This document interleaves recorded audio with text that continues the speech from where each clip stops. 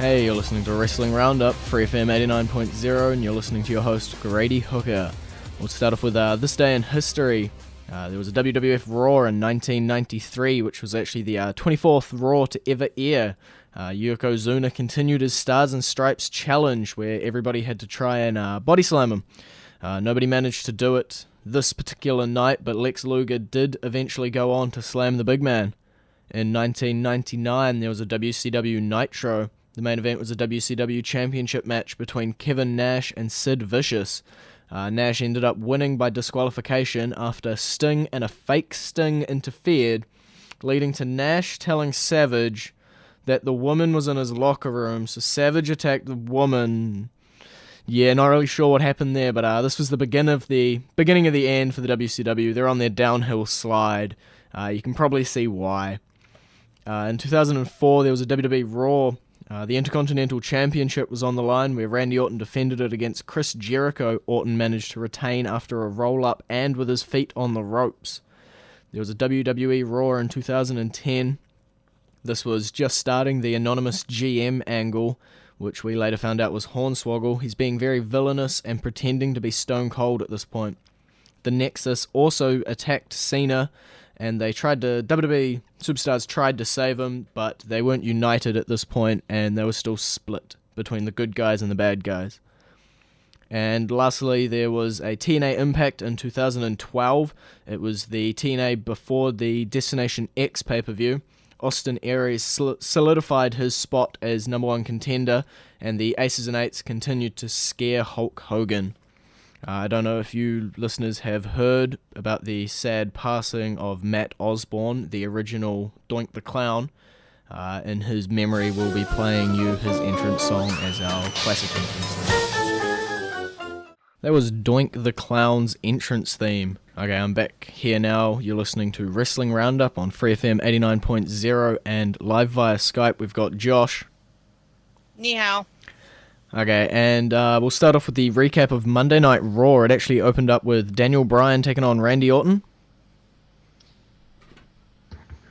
What a battle that these two have had over the last couple of weeks. Definitely. Bryan has definitely brought out the best in Orton over this battle.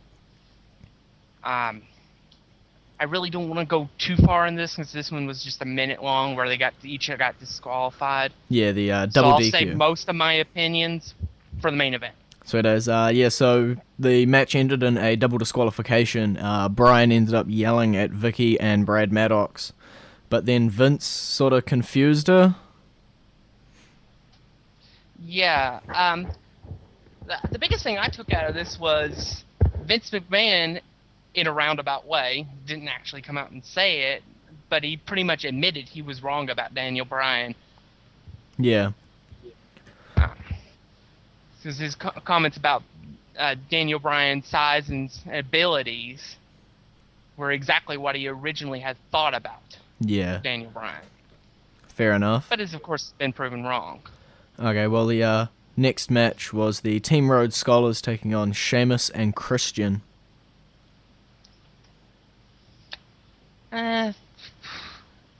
Kind of hinting at a possible split of Team Rhodes Scholars. Yeah, which has been needed for about 4 months, since they never won the tag team titles in the first place. Yeah, we saw Rhodes take a lot of bro kicks recently, and this time it was Sandow's fault for a bit of miscommunication.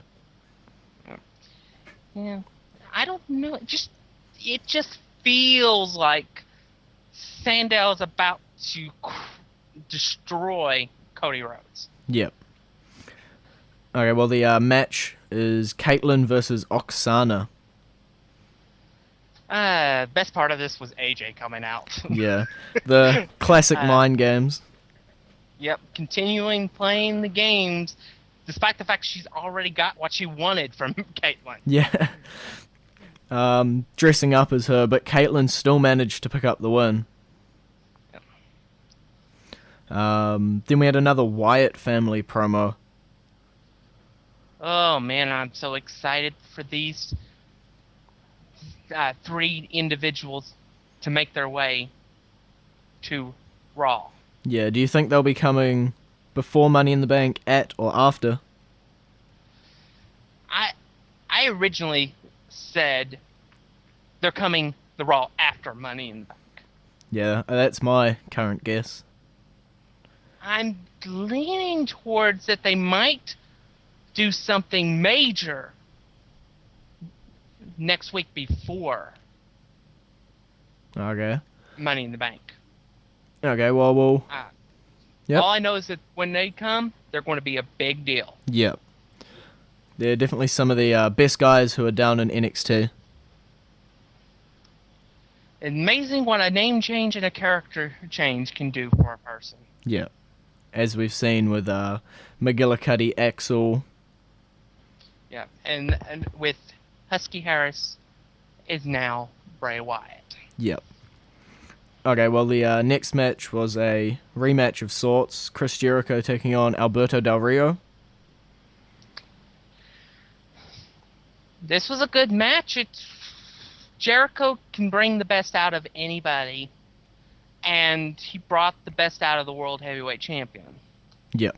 Of course, naturally, the ending, of course, was wacky because you can't have Jericho can't be the number one contender beating Alberto Del Rio. Yeah. But you always knew that Ziggler was going to come in and interfere. Yeah, he got his revenge on Jericho for the code breaker he suffered on SmackDown the week before. Yeah. And also news coming out of that match was that the Dolph Ziggler's got his rematch against Alberto Del Rio for the World Heavyweight title at Money in the Bank. Yes, that should be interesting. I wonder whether or not Ziggler's going to regain the title or not. Yeah. Because that could be very interesting considering some we might talk about later about the Money in the Bank match for SmackDown. Yep. Okay, Vicky and Maddox again this time, but Triple H is got the opposite opinion of Vince.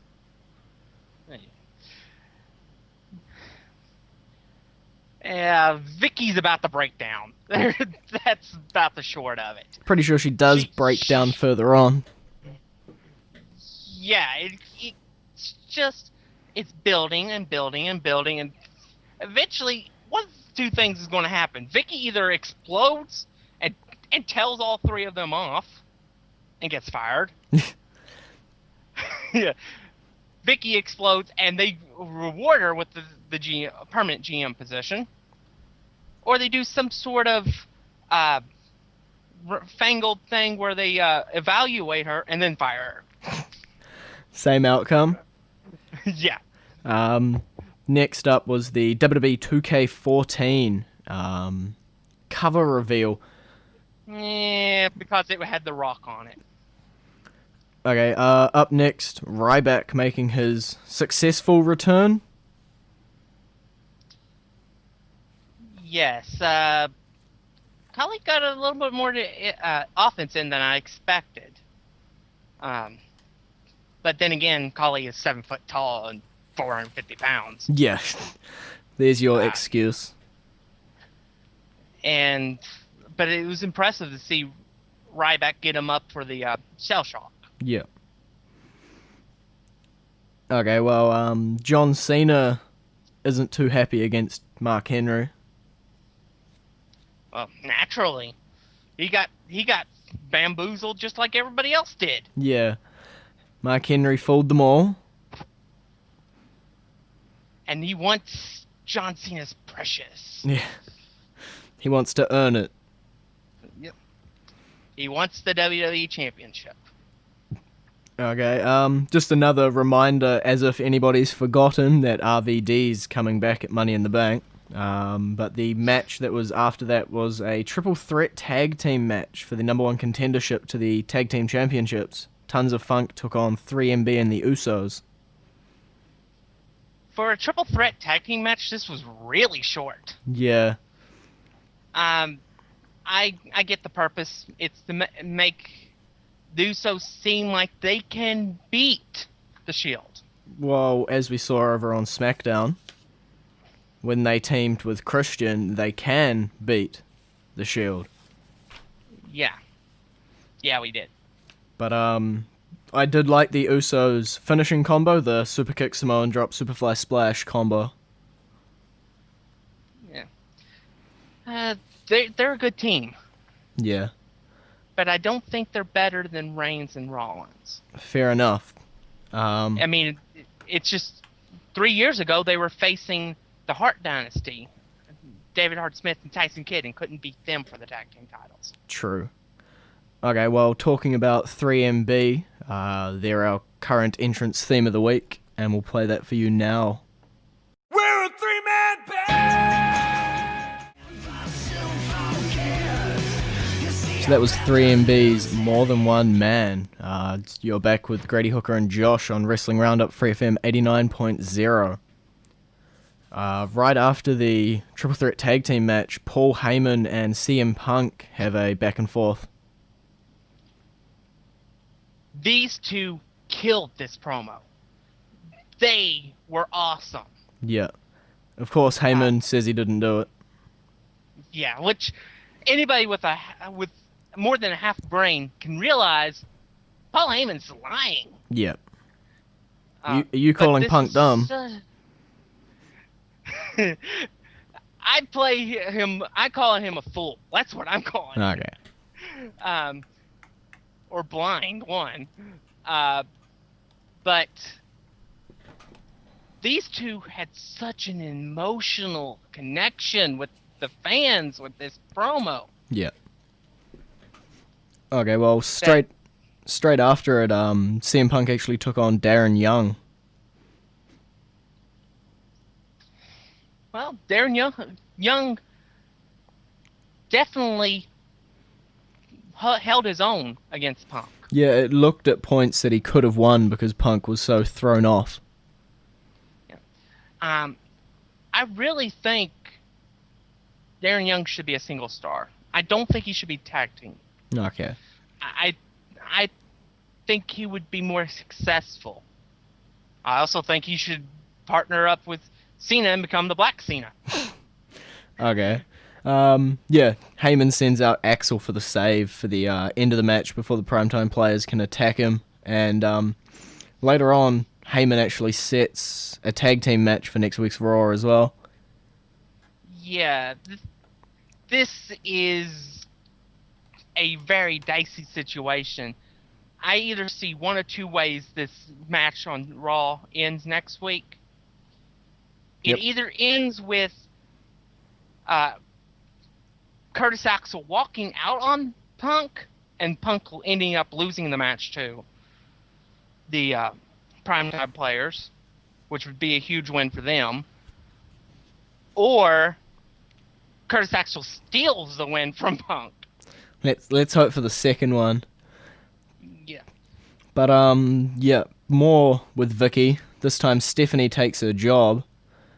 She announces the WWE Championship Money in the Bank participants, but we'll talk about that at the end. Ryback and Jericho, this is when Vicky snaps, both demanding positions on the Money in the Bank card. She snaps and sets a single match at Money in the Bank between those two. Well, if anybody can top the match Daniel Bryan got out of Ryback, it's Chris Jericho. Fair enough. Okay, the main event of the night was Daniel Bryan taking on Randy Orton. People voted in the WWE app and it said street fight. What a match! And a great ending. These two went out there and left it all out there. And it showed for the fans. Daniel Bryan has forced Orton to reach down deep and pull out everything that he can pull out. Yeah, and Bryan ended up winning after Orton actually tapped out to the no-lock with a handshake after the match. Yeah, that was the biggest thing of all about this match. There was no weird ending to it. It was just a good, honest ending to this feud. Yep.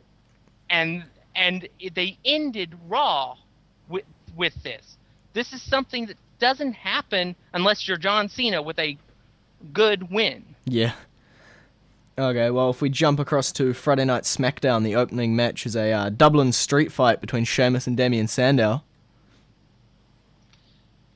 Sandow should have won this match. It would have been really helpful for him towards something we'll talk about later. Yeah.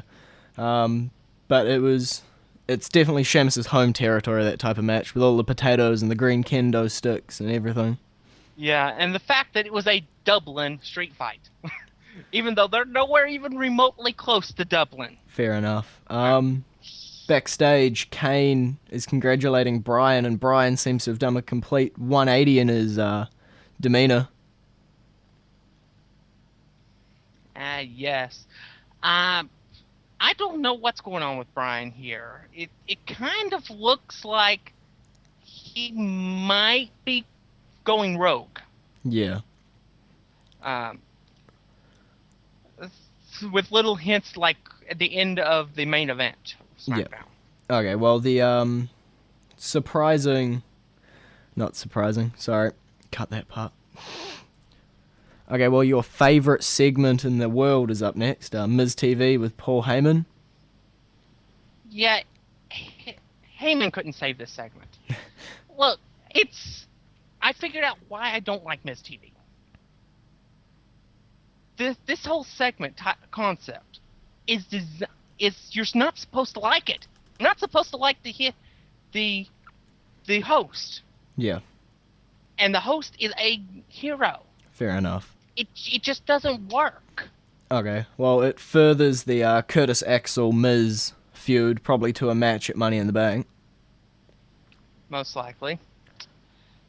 And up next, AJ Lee took on Natalia, woo! Yeah, I knew you'd be quite happy with that. I miss the days when beating a champion, regardless of the reason behind it, actually got you a title match. Fair enough. Yeah, Caitlyn came out and copied AJ Lee.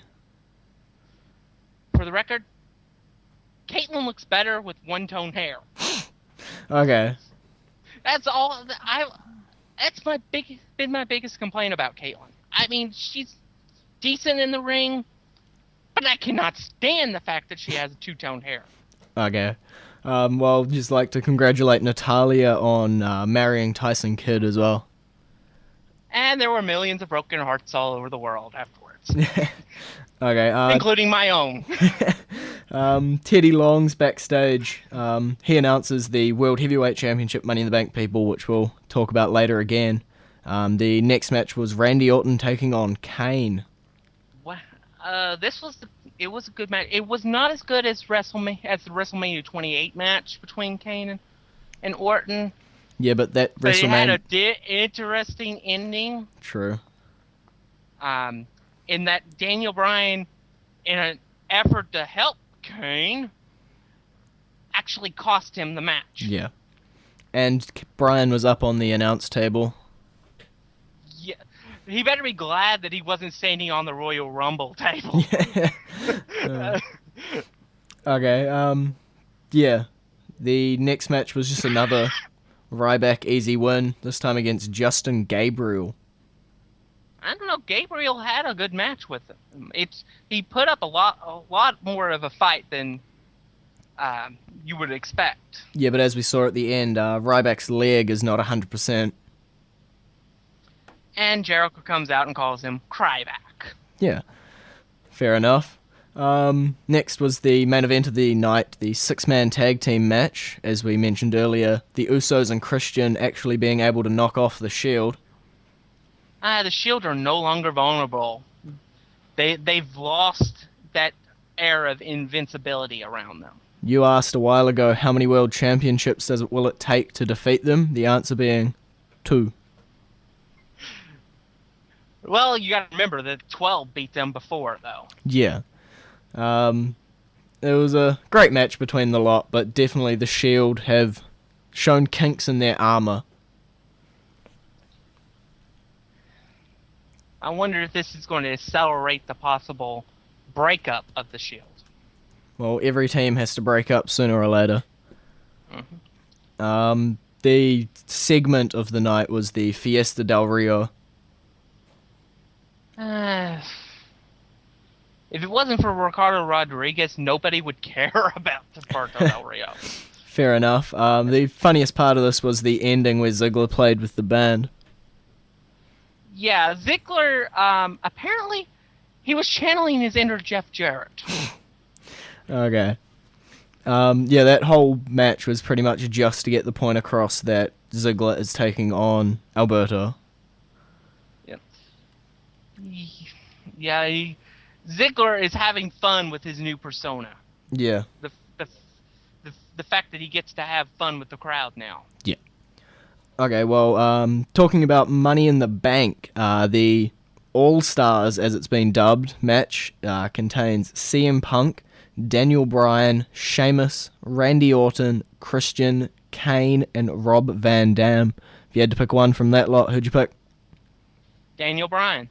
Okay, I'll go on the off chance of having. I'll go Randy Orton as the winner there. I could see that. The SmackDown Money in the Bank has, where are we? Wade Barrett, Jack Swagger, Antonio Cesaro, Fandango, Dean Ambrose, Cody Rhodes, and Damian Sandow. I gotta go with Damian Sandow. Okay. I'll go with Fandango, successfully returning from his concussion.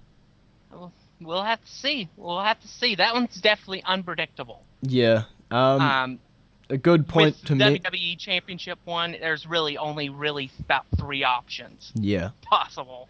Just a point to mention, the All-Stars Money in the Bank, all of the people in that match are heroes, while all of the ones in the, what I've dubbed, the future, are all villains. Yeah, this could lead to some very interesting storylines going forward. Yep. And don't forget that the combustible element of Cody Rhodes and Damian Sandow are in the same match as each other. Yeah, as well as We the People, Yeah. both members. And for birthdays this week, the first one is current WWE superstar Cody Rhodes. He turns 28. Current WWE Diva and former Divas Champion Alicia Fox turned 27 this week. Former Straight Edge Society member Serena turns 27. WWE Hall of Fame Class of 2013 member Mike Tyson turned 47 this week. Member of the Too Cool tag team, Scotty Too Hottie, he turns 40. Barry Windham, member of the legendary Four Horsemen and WWE Hall of Fame Class of 2012, turned 53 this week. Hillbilly Jim is a former WWF wrestler, he turns 61. One of my